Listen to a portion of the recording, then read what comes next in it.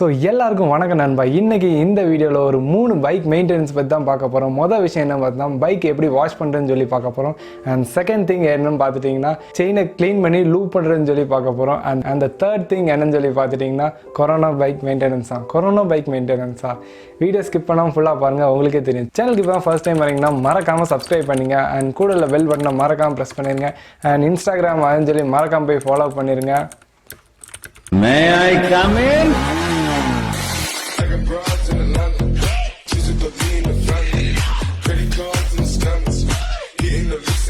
Bike wash பண்ண தேவையான பொருள் என்ன பார்த்தீங்கன்னா பக்கெட் ஆஃப் வாட்டர் தேவைப்படுது. நான் வந்து இந்த ஷாம்பு யூஸ் பண்ணுறேன், ஏன்னா இது நுர நல்லா தப்பும்.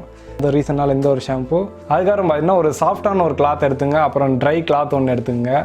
வண்டியை ஃபுல்லாக தொடச்சி முடிச்சதுக்கப்புறம் ட்ரை பண்ண விட்டு இந்த மாதிரி ஷைனர் யூஸ் பண்ணலாம், இல்லைனா இப்படி வேக்ஸ் யூஸ் பண்ணலாம். உங்களுக்கு எது பிடிச்சிருக்கோ அதை யூஸ் பண்ணுங்கள். கொஞ்சம் பல்லன்னு இருப்போம் அப்படில. ஸோ செயின் க்ளீன் பண்ண தேவையான பொருட்கள் என்னென்னு சொல்லி பார்ப்போம். செயின் க்ளீன் பண்ணுறதுக்கு ஃபஸ்ட்டு ஒரு கேனில் ஒரு பெட்ரோல் எடுத்துப்போம்.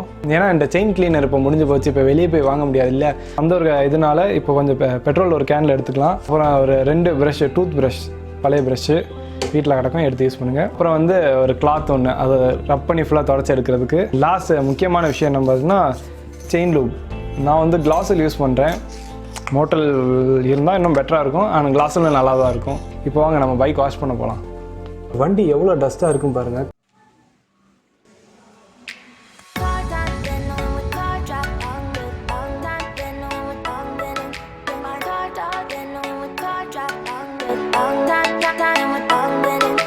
பைக் வாஷ் பண்ணுறதுக்கு முன்னாடி ஃபர்ஸ்ட் திங் என்னன்னு பார்த்துட்டிங்கன்னா பைக்கில் இருக்க டஸ்ட்டை ஃபுல்லாக இந்த மாதிரி ஒரு துணியை வச்சு ஃபுல்லாக தட்டி விடணும் ஃபர்ஸ்ட்.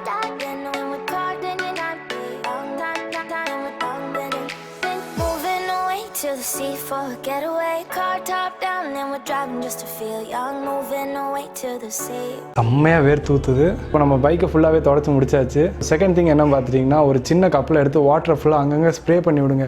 ஏன் ஸ்ப்ரே பண்ணோன்னா அப்படின்னா தான் அங்கே பிடிச்சிருக்க டஸ்ட்டு பார்ட்டிகள்னால் கொஞ்ச நேரம் தண்ணியில் ஊறிட்டு அதுவாகவே வந்துடும். அடுத்து தண்ணி ஊற்றி துடைக்கும் போது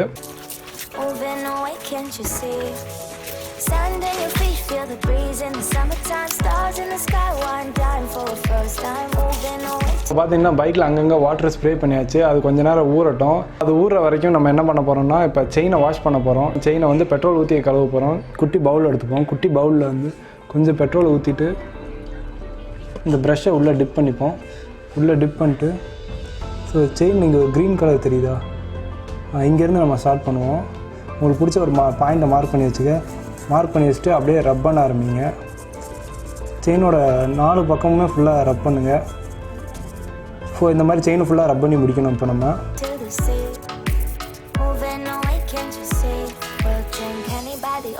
இப்போ பார்த்தீங்கன்னா செயினை ஃபுல்லாகவே நம்ம பெட்ரோல் ஊற்றி இப்போ தொடச்சாச்சு. இப்போ அடுத்து நம்ம துடைக்க வேண்டியது வந்து இந்த பார்ட்டும், அடுத்து தெரியுது அந்த டீத்து அந்த ஸ்ப்ராக்கெட் ஃபுல்லாகவே இப்போ நம்ம க்ளீன் பண்ண வேண்டியது இருக்குது.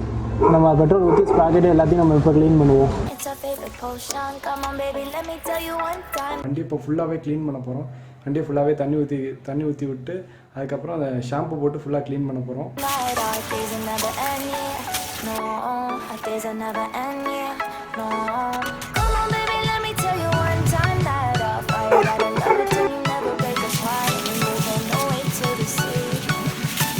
பைக்கை வந்து ஃபுல்லாகவே வாஷ் பண்ணி வச்சு இப்போ என்ன பண்ண போகிறோம்னா ஒரு ட்ரை கிளாத்தை வச்சு வண்டியை ஃபுல்லாகவே துடைக்க போகிறோம்.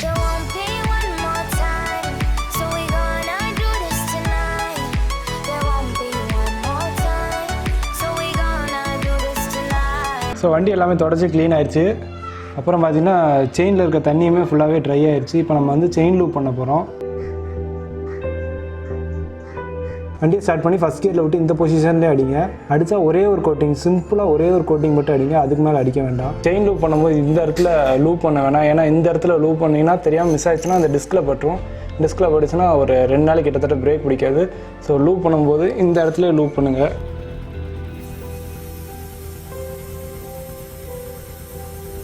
பண்ணி முடிச்சாச்சு. அடுத்து நீங்கள் செயின் லூப் அப்ளை பண்ணும்போது இந்த கீர் ஆடுக்கிட்டே லைட்டாக ஸ்ப்ரே பண்ணி விட்டுங்க. ஃபைனலாக கிளச்சை பிடிச்சிட்டு இந்த இடுக்கில் வந்து நீங்கள் ஸ்ப்ரே பண்ணி விட்டிங்கன்னா அவ்வளோதான் முடிஞ்சிச்சு. வண்டியெல்லாம் கம்ப்ளீட்டாக ட்ரை ஆனதுக்கப்புறம் வேக்ஸ் பாலிஸை அப்படி கொஞ்சமாக எடுத்துகிட்டு டேங்க்கில் அப்படியே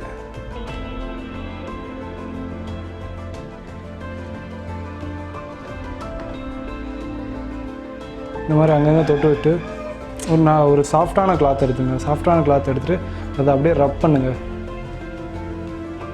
ஸோ இதுக்கு இன்னொரு பேர் என்னென்னா ரப்பிங் வேக்ஸ்ன்னு தான் சொல்லுவாங்க. நம்ம எந்த அளவுக்கு தேய்க்கிறோமோ அந்தளவுக்கு ஷைனிங்காக இருக்கும். ஸோ ஃபுல்லாகவே ரப் பண்ணதுக்கப்புறம் எவ்வளோ ஒரு ஷைனிங்காக இருக்குன்னு நீங்களே பாருங்கள். ஸோ இதோட ப்ரைஸ் பார்த்தீங்கன்னா கிட்டத்தட்ட ஒரு 250 வரும். இதோட சின்ன பாக்ஸ் இருக்குது, 70 ஒரு 120 ருபீஸ் வரும்னு நினைக்கிறேன் சின்ன பாக்ஸ். இதை வாங்கி ட்ரை பண்ணி பாருங்கள். இதோட இன்னொரு டிஸ்அட்வான்டேஜ் என்னன்னா, இது நல்லா துடைக்கணும்னா அங்கங்கே திட்டாக வந்து நிற்கும். துடைக்கும் போது நல்லா க்ளீனாக துடைச்சி முடிச்சிருங்க. இந்த மிஷினை வச்சு தான் லாஸ்ட் ப்ராசஸ் நம்ம கம்ப்ளீட் பண்ண போகிறோம். ஸோ அதாவது என்ன பார்த்துட்டிங்கன்னா, இந்த இஞ்சி இடுக்கெல்லாம் தண்ணி நின்றுக்கிட்டே இருக்கும் பார்த்தீங்களா. சில சென்சார் வண்டியிலாம் தண்ணியெலாம் உள்ளே போச்சுன்னா வண்டி ஸ்டார்ட் ஆகாது. ஸோ அந்த மாதிரி இதுக்கு இதை ஸ்டார்ட் பண்ணி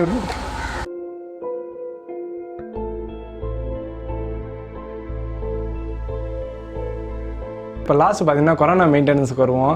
ஸோ இப்போ பைக்காக இருந்துச்சுன்னா ஒரு 2 to 3 days ஒன்ஸ் வந்து பைக்கை ஸ்டார்ட் பண்ணி விடுங்க. ஸ்டார்ட் பண்ணி விட்டு ஐடியலாக ரன் பண்ண விடுங்க. ஸ்டாண்டர்ட் ஸ்டாண்ட் இருந்துச்சுன்னா ஸ்டாண்டர்ட் ஸ்டாண்டில் போட்டு ஒரு 2 minutes ஃபஸ்ட் கியரை போட்டு ஃபஸ்ட் கியர் செகண்ட் கியரை போட்டு ஐடியலாக ரன் பண்ணுங்கள். ரன் பண்ணிட்டு ஆஃப் பண்ணி வச்சுருங்க.